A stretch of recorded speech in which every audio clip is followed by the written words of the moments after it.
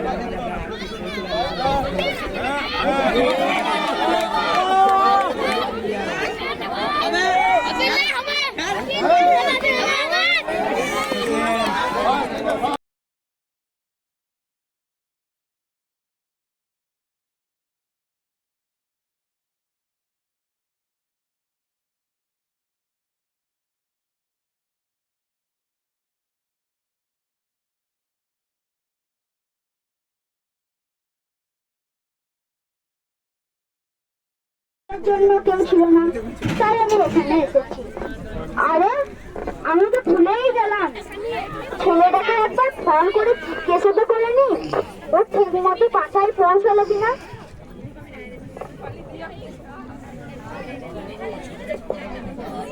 Hello খোকা, তুই ঠিক মতো বাসায় পৌঁছে গেছিস তো?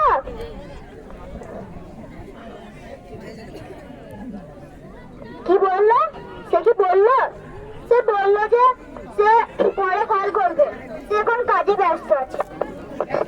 কি একই কথা বলছেন আপনি? আমি এখানে থাকার চেষ্টা মোটেও করবো না।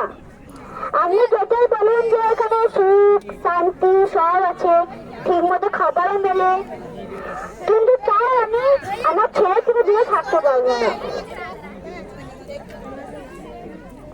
কি আমার বলার তো উচিত না, তবুও বলছি, আপনার না আমাকে দেখে খুব হিংসা হচ্ছে, কেননা আমার ছেলে তো আমাকে নিতে এসেই যাবে, কিন্তু আপনার দিকে কেউ ফিরেও তাকায় না।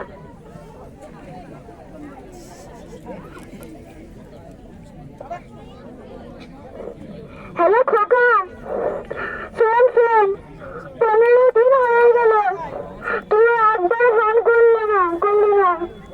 তুই তো জানিস না তোকে ছাড়া আমার এইখানে থাকতে ভালো লাগে না।